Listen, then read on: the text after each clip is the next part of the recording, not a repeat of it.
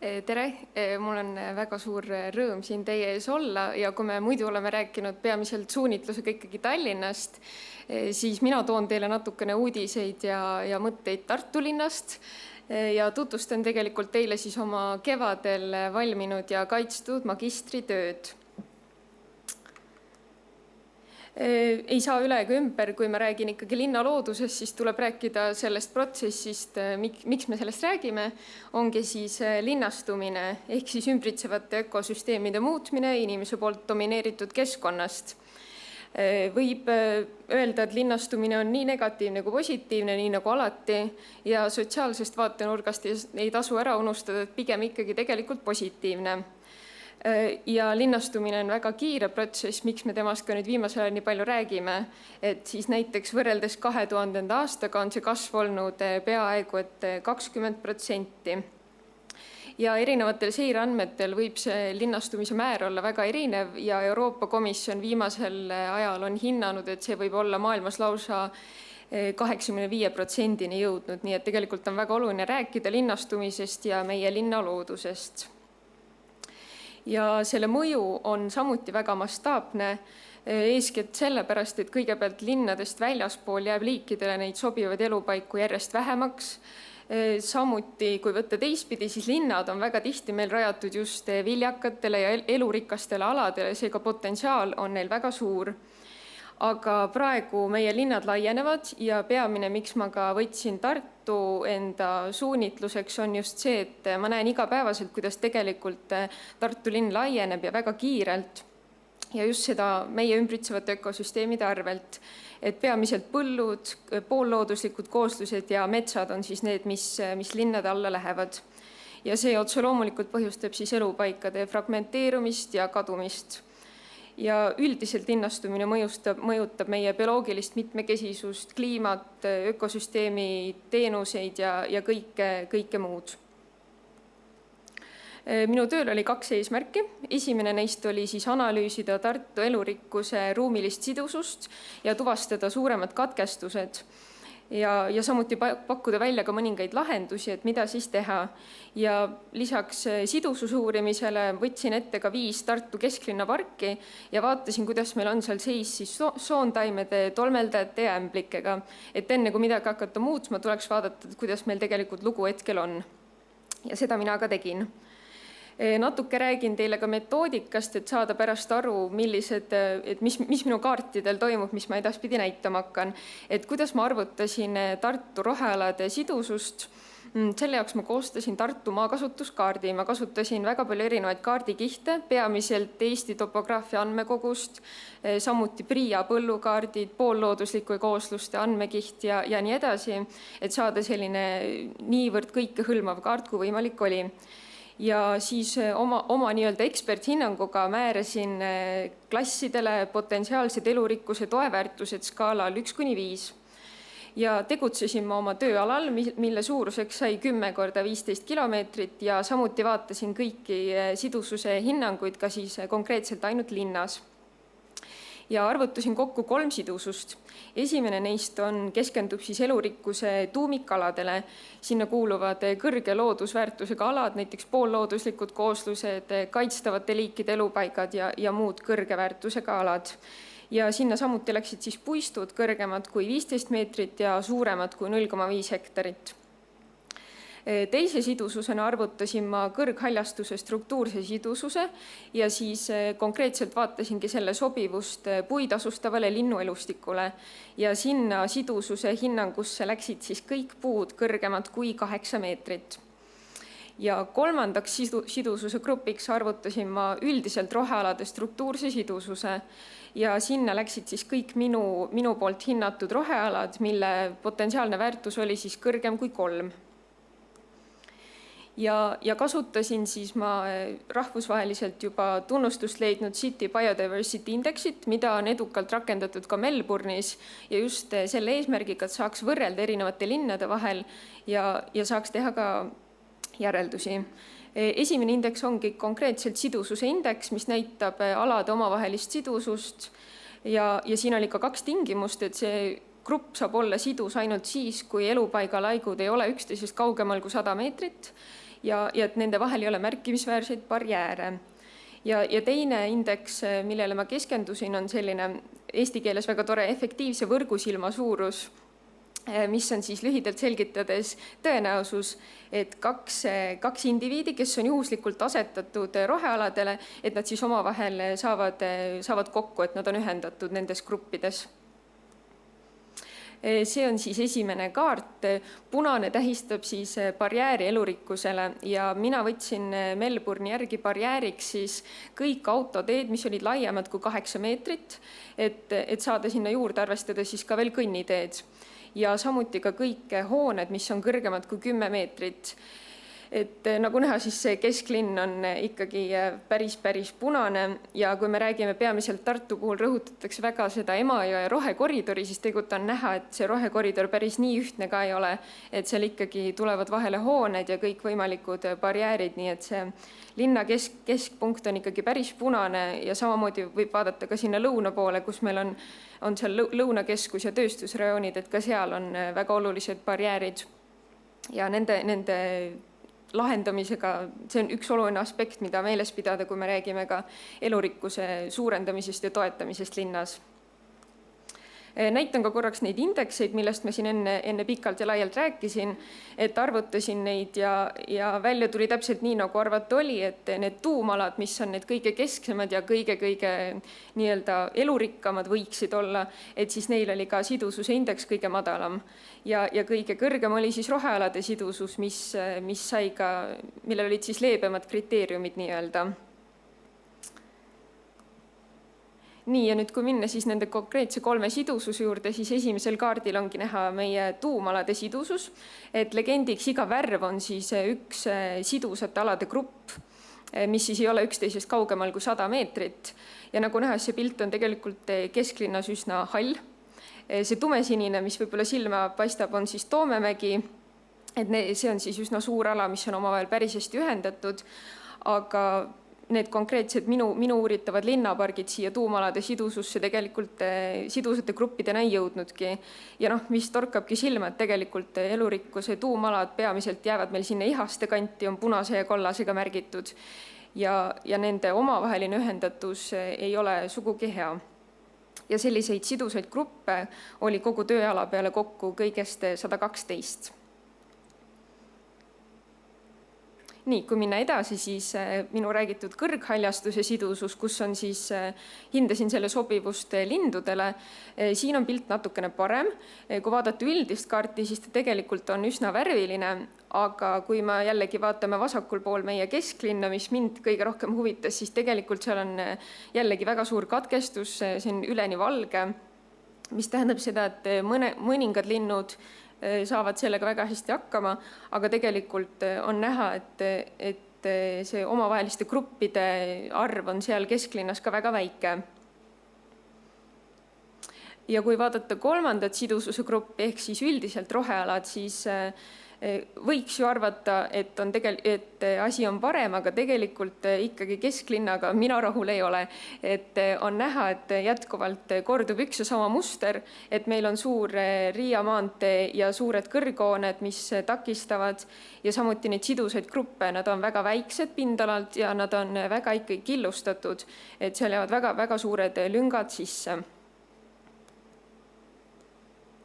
Ja vaatasin ka üldiselt huvipärast maakasutuse jaotust Tartu linnas ja nagu näha, siis kõige suurem osa moodustavad loomulikult tehnoalad, teed, majad ja kõikvõimalikud rajatised, aga kui vaadata edasi, siis 17% tegelikult moodustavad eraõued ja 9% haljasalad, et kui need kaks omavahel kokku liita, siis me jõuame juba tehnoaladele peaaegu järele, mis tähendab seda, et tegelikult potentsiaali ja neid kohti, kus seda loodust ja elurikkust edendada ja hoida, on tegelikult päris palju. Ja kui rääkida minu töö teisest osast, kus ma uurisin siis konkreetselt meie kesklinna elustikku, siis näitan ära ka meie pargid, mida ma uurisin. Vabaduse puiestik, siis Emajõe paremkallas, Keskpark, Parklai park ja Uue Turu park, et kõige tavalisemad pargid, millega ma arvan, et igaüks Tartu kesklinnas kokku puutub. Ja lühidalt ka, kuidas uurisin siis soontaimi, mis vaatlesin taimeruutude meetodil ja koostasin lisaks ka täieliku liiginimekirja. Tolmeldajaid vaatlesin taldrikupüügi meetodiga ja samuti määrasime ka vabalt lendavaid liike pargis. Ja lisaks uurisime ka ämblikke, nende jaoks paigaldasime sellise kogumistransekti 10 topsi pikkusega igasse parki. Ja nüüd natuke tulemustest. Kui vaadata üldist liigirikkuse tabelit, siis kõikides parkides kokku leidsin ma 163 liiki soontaimi, mis tegelikult ei ole üldse paha näitaja. Mina isegi olin natuke üllatunud, et nii palju. Kui vaadata tolmeldajaid, siis neid oli kokku 22 liiki. Ja kui vaadata ämblikke, siis neid oli kõigest 9, juba putukate ja siis ämblike puhul hakkas mu tuju langema, et tegelikult nii hea see seis meil ei ole. Konkreetselt minnes soontaimede juurde, kui üldine liikide arv oli päris hea, siis kui vaadata nüüd väiksemal skaalal, siis arvud hakkavad langema. Et on näha ka trendi, et tegelikult kõikides parkides on see liikide arvukus enam-vähem võrdne.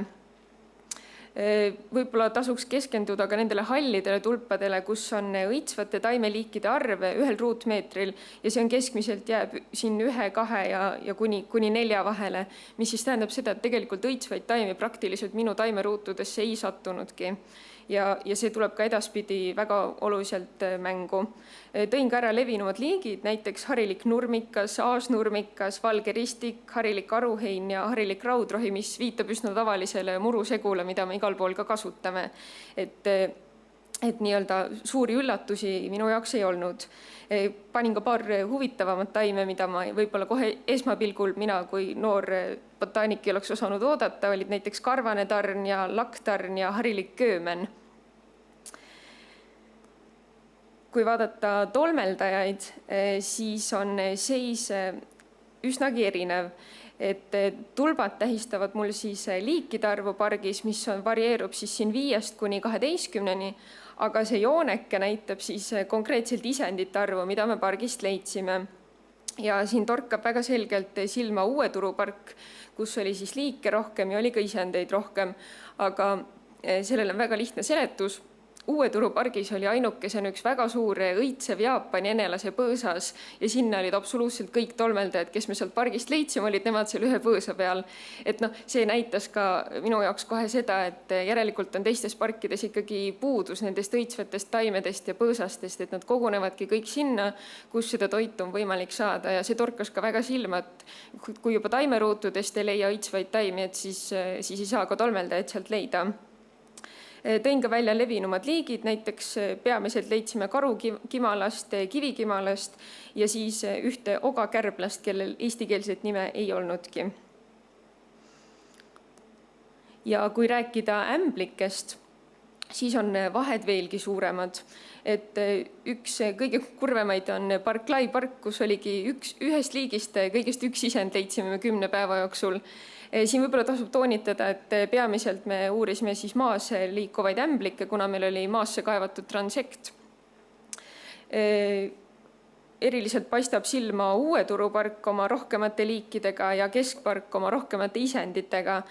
Aga ämblike puhul võib välja tuua selle, et siin tõin välja ka 2 levinumat liiki ja mõlemaid neid iseloomustab tõsiasi, et nad on ajutiste elupaikade liigid, mis tähendabki seda, et nad on kohastunud elama keskkonnas, kus kogu aeg pidevalt muutub. Ehk siis on pidevad häiringud ja pidevaks häiringuks ongi meie tihe niitmiskoormus. Et tegelikult ämblikud eelistavad väga mitmekesist keskkonda, väga heterogeenset, aga seda neile tihtilugu linnaparkides ei pakuta. Ja see tuli ka väga selgelt liigi nimekirjast välja. Ja mida siis teha? Ütleme nii, et nagu me täna juba oleme aru saanud, ega kuldset sellist ühte lahendust ei ole, aga ma leidsin oma töös siis mõningad soovitused, mida võiks teha. Punkt 1 oleks kindlasti hooldusrežiimi muutmine. Et see tuleb välja õitsvate taimede vähesusest, tuleb välja tolmeldajate vähesusest ja samuti ka ämblike vähesusest. Et see niitmissagedus on meil väga tihe, see ei lase taimedel õitseda, see ei tekita maastikuliselt mitmekesist keskkonda ja väga paljudele liikidele see tegelikult ei sobi. Ja kui ma räägin nendest soovitustest, siis ma kunagi ei arva, et kõik peaks toimuma niimoodi ülepargiliselt, vaid tegelikult ma arvan, kõikide muutuste puhul võtmesõnaks on mitmekesisus ja tasakaal. Et kui on mingid alad, kus inimesed ikkagi väga palju veedavad aega, sest tegu on ikkagi meie enda keskkonnaga, siis seal ilmselgelt tuleb seda niitmist ka tihedamalt teha, aga tegelikult on võimalik neid alasid omavahel vahetada ja vaheldust luua. Kui ma toon siin välja kõdu, lamapuit ja püsti surnud puud, siis ilmselt tavaline linnakodanik väga rõõmus ei ole. Olen sellega kursis, aga siiski ma arvan, et see on hea mõte, mida katsetada, et mitte igas pargis ja see sõltub ka muidugi linnapargi suurusest ja asukohast, et ilmselgelt võib-olla täitsa sinna kaubamaja ette ma tõesti oma lamapuitu ei hakkaks vedama, et kui ta seal on, siis jah, aga et peakski olema selline loomulik tee, et näiteks väga tihti, kui puu ei ole ohtlik, siis ta siiski eemaldatakse, kui ta on näiteks surnud, aga tegelikult võiks proovida jätta ta sinna parki ja vaadata, mis saab. Jah, nagu ma enne mainisin ka, et maastikuline mitmekesisus ka võib-olla suuremal skaalal kui mitte ainult niitmisega, et rääkida ka põõsarindest ja alustaimestiku kõrgusest, et ongi just alustaimestik peamiselt ämblikele näiteks ja erinevatele pisiselgrootutele ja samuti napib meil ka parkides põõsarinnet, et meil ongi peamiselt trendiks muru ja puud. Et tegelikult võiks seda mitmekesisust hoopis rohkem juurde tuua. Täna oleme ka juba rääkinud siin, aga rõhutan üle, et mina kindlasti soovitaks ka kodumaiseid taimi kasutada rohkem haljastuses, mis samamoodi ei tähenda, et ei võiks kasutada ka neid võõramaiseid ja väga dekoratiivseid, aga mina ütlen siin vastukaaluks, et minu arvates Eestis on väga palju ilusaid taimi väga ilusate õitega, mis tegelikult ka sobivad meie haljastusse, et tuleb lihtsalt natukene teada ja neid valida. Ja ma olen ka veel eraldi välja toonud vanade ja suurte puude hoidmise, mis mulle tundub, et kui me Eestis väga tihti kas või siin uuendame teid ja kõike, siis võetakse vanad üsna elujõulised puud maha mõttega, et me istutame uued, aga tegelikult 20 aastat kasvanud puu ei paku samu hüvesid, mis pakub uus istik. Et me ei räägi ainult lindudest, vaid ka putukatest, pisiselgrootutest, et tegelikult neid vanemaid ja suuri puid tuleks hoida. Ja see kõik, mis ma siin soovitan, tegelikult tõstabki nende rohealade kvaliteeti ja seega ka neid nii-öelda väärtusi, mis ma neile rohealadele enda töös andsin. Kokkuvõtlikult võibki öelda, et kõige madalam sidusus oligi siis tuumaladel ja järgnesid sellele puurinne ja rohealad, mis oli ka üsna loogiline tulemus. Tartu linna lõunapiiril oli palju barjääre ja samuti ka kesklinnas, aga nendega tuleb lihtsalt tegeleda. Samuti kordan üle, et siis õitsvaid taimi oli vähe ja samuti ka tolmeldajaid. Seega tuleb tegeleda niitmisega ja vähem niitmisega. Samuti ämblike liigirikkus oli väga madal ja domineerisid siis ajutiste elupaikade liigid ja kõik need viivad ühele asjale kokku, et parkides on vaja muutusi. Aga samas ei ole asi üldse nii negatiivne võib-olla, kui vahepeal välja tuleb, et tegelikult minu arvates Tartu linnal on suur potentsiaal olla elurikkuse oaasiks, et me oleme piisavalt väike ja piisavalt ühendatud, et neid muutusi läbi viia ja neid ka samal ajal uurida, et kas ja mis töötab. Aga väga oluline ongi nende muudatuste sisseviimisel kõigepealt õiged ja teaduspõhised võtted ja seejärel ka järeluuring, et kas tegelikult mis toimib, sest et see valdkond on niivõrd uus ja kõik ei ole veel tegelikult läbi proovitud. Ja kindlasti ka koostöö kõigi meie vahel, kes me täna ka siin istume, nii et tööd on veel palju. Aga see on minu poolt kõik, aitäh!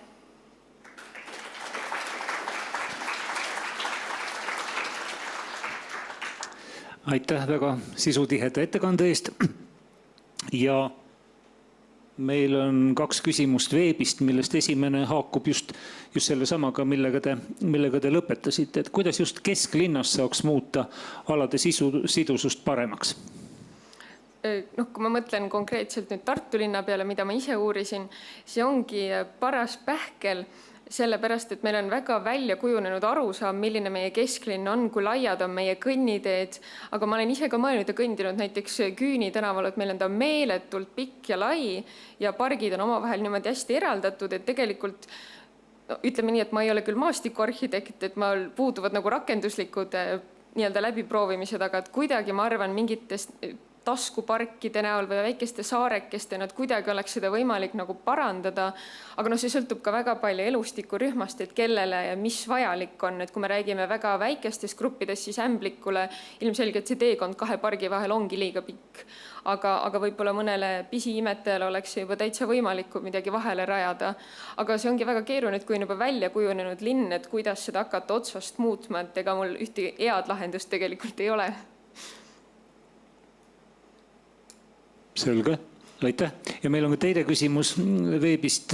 Jaanus Remm küsib, et kas ja mil määral on Emajõgi Tartus elurikkusele barjääriks, et jõgi on avatud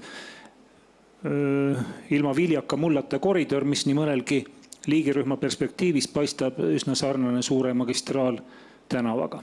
Ma olen ise ka mõelnud selle peale, et suur osa meie jõekaldast on tegelikult betoneeritud, mis tähendab seda, et taimedele ei ole seal midagi, väga paljud loomad ei pääse ka, et see jõgi ainult omaette voolabki seal, et kuigi me toome Emajõge välja selle meie peamise rohekoridorina, siis, mis läbib nagu linna, siis ma olen täpselt selle sama asja peale mõelnud. Siin valimislubadused on olnud, et tuleb see betoneeritud kallas ära võtta, seega mina jään seda ootama.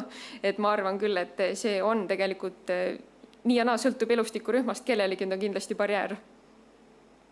Selge, mulle endale meenub, et Tartu linna kaldakindlustused on üleujutuste vastu, mitte halva pärast.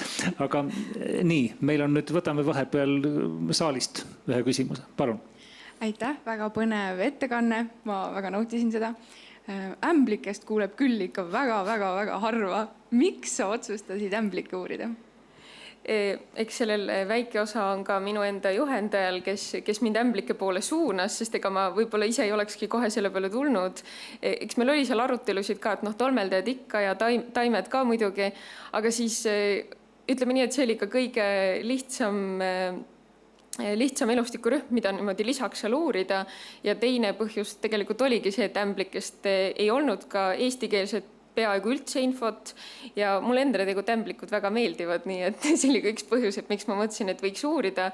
Ja kui ma uurimisega nagu poole peal olin, siis ma saingi teada tegelikult, et kui oluline see on ja kui palju nad ikkagi sõltuvad ka meie linna keskkonnast.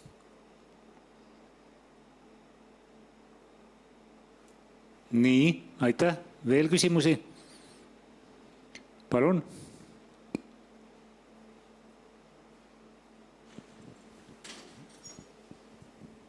Aitäh, väga huvitav oli kuulata, ma ise olen Tartus päris pikalt elanud.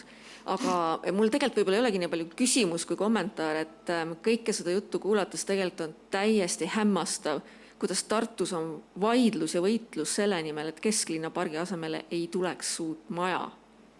Et see park küll igasuguste rohekoridoride kaartidel oli suke hästi eraldatud ja omaette, aga tegelikult on ju näha, et igal lapil on tohutu väärtus.